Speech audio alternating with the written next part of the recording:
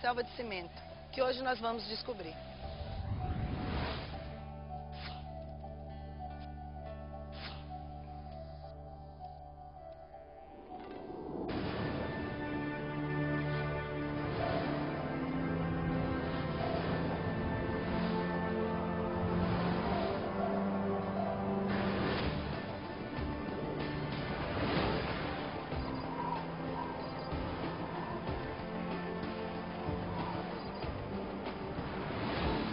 Eles tramaram essa revolta com muita consciência. Pereceram nesse naufrágio cerca de 500 pessoas. E a festa do Bonfim simboliza o convívio entre o catolicismo e o candomblé. Foi uma obra de engenharia fantástica, principalmente se nós considerarmos que foi feita por um homem que não era engenheiro. E o mercado modelo era um dos poucos mercados existentes na cidade de Salvador. Eles queriam levar para mais gente possível, levar. E aí, o carnaval era aquele momento, né? A polícia entrava nas casas do candomblé, quebrava tudo que tivesse dentro da casa. A história de Salvador é tão antiga quanto a do próprio país.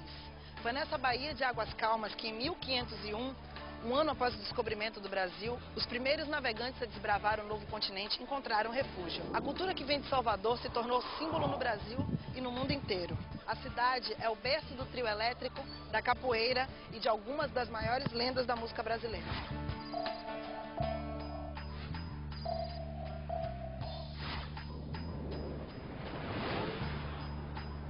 Vamos começar o nosso percurso no Largo do Pelourinho. Foi em volta dessa praça que nasceu a cidade de Salvador.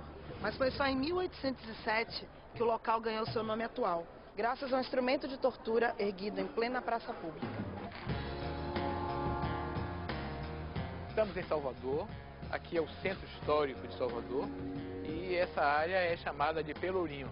É exatamente porque aqui ao lado, na praça, havia o Pelourinho, que era um tronco de pedra, uma coluna, onde os sentenciados eram acorrentados e eram supliciados. Nessa época, a maioria da população de Salvador era composta por escravos africanos e seus descendentes. Para manter o controle, a minoria branca usava a violência. Salvador era uma cidade das mais importantes. A sociedade se estruturava em torno da escravidão, mas havia uma camada muito grande também de pessoas ex-escravas e também negras ou mestiças.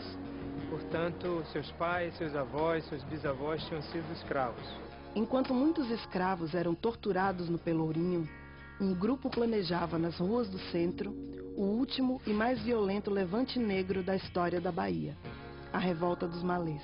Em janeiro de 1835, ocorreu a última, a mais radical e a mais destacada revolta africana na Bahia, que foi a Revolução dos Malês. A palavra malê vem da palavra imalê, que em Yorubá significa muçulmano. Por isso a palavra imalê, que se tornou malê, veio a ser a palavra que designava o africano muçulmano na Bahia dessa época. Então, através desses povos que eram escravos, chegaram aqui como muçulmanos. Como o Islã diz que todo mundo tem que levar a fé, a crença que você tem para qualquer lugar onde você está. Eles eram escravos, não importa para eles, eles chegaram com a fé dele e praticavam a fé islâmica aqui na Bahia. Eles eram escravos domésticos, eram escravos ganhadores, que eram escravos que eram enviados pelos senhores para ganhar, né, nas ruas. Eles carregavam cadeira de arruá, por exemplo, que era o principal meio de transporte de pessoas e, portanto, conheciam muito bem a geografia da cidade. A Revolta dos Malês foi a mais radical porque, diferentemente das outras revoltas, ela não buscava apenas sair da escravidão. Ela tinha um projeto político de instalar um Estado muçulmano na Bahia. Era uma rebelião que representava uma população que era alfabetizada, que escrevia e lia em árabe e que tinha laços muito estreitos com a expansão do Islã na África. Eles tramaram essa revolta com muita consciência. faziam reuniões, não apenas para rezar, né? Não apenas para fazer as preces que todo muçulmano deve fazer cotidianamente, mas também para conspirar. Os malês escreviam seus planos em árabe, para que não pudessem ser interceptados pelos senhores brancos. Após meses planejando a revolta, eles reuniram 600 homens para tomar a cidade de Salvador. Havia os planos de que essa rebelião ocorreria durante a festa do Bonfim. Era também uma tradição de rebeliões escravas, de que esses levantes ocorriam quando os senhores estavam na festa católica na igreja, dia de domingo. Ele sabia que vai ter feriado, eles vão conseguir mexer em muitos lugares. Então eles planejaram e colocaram as pessoas no lugar, os soldados deles, os militares deles, no lugares específicos. O movimento foi denunciado.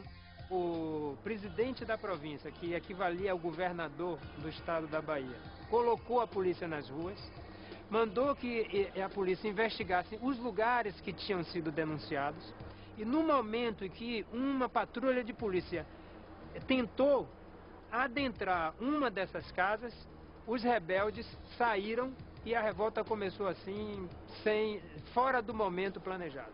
Depois, esse grupo saiu pela cidade gritando e chamando à luta aqueles que tinham sido avisados e mesmo os que não tinham sido, para se juntar ao movimento, né? E uma das coisas que eles atacaram logo no início foi a prisão municipal, onde estava preso um dos principais líderes da comunidade muçulmana. Na prisão, os malês tinham um objetivo: libertar um de seus líderes mais importantes, Pacífico Licutã. Ele não estava preso por subversão política, não estava preso porque fosse um escravo rebelde. Ele estava preso porque o proprietário dele tinha sido processado por dívida, então ele foi confiscado para ir a leilão. Mas o ataque foi um fracasso. Os rebeldes foram surpreendidos por dezenas de guardas. Sem saída, fugiram por Salvador, tentando chamar outros escravos para a causa. Mas a revolta estava destinada à derrota. Então, depois de ter várias escaramuças em diversos locais da cidade e vários grupos espalhados pela cidade, eles descem, já tentando fugir, né, de Salvador, para alcançar o Recôncavo. O Recôncavo que começava onde hoje Salvador termina. Mas essa rua daqui levava eles para fora da cidade. Nessa saída da cidade, eles foram barrados pela cavalaria. E aí sim houve uma última batalha, onde morreram cerca de 80 rebeldes. A revolta abalou a sociedade da época, e as punições contra os malês foram duras. 4 foram condenados à morte, dezenas enviados para a África, e muitos terminaram no Pelourinho, recebendo penas de até 1.200 chibatadas. Bom, eles foram massacrados, todas as lideranças, todos os fiéis identificados como muçulmanos foram expulsos da Bahia para a África, né? E se passou a fazer uma limpeza étnica, tudo que pudesse representar islamismo, malê, isso passou a ser o objeto de uma repressão rigorosa. Disse que o Islã saiu na mapa naquela época, porque ninguém tinha coragem para declarar que ele é muçulmano, porque medo. A revolta de 35, ela foi reprimida com tamanha força, porque foi uma revolta que aconteceu no centro do poder, né, político. Todo o país, em todo lugar, todas as províncias, foram feitas leis para que se aumentasse a vigilância dos africanos, né, dos escravos do modo geral.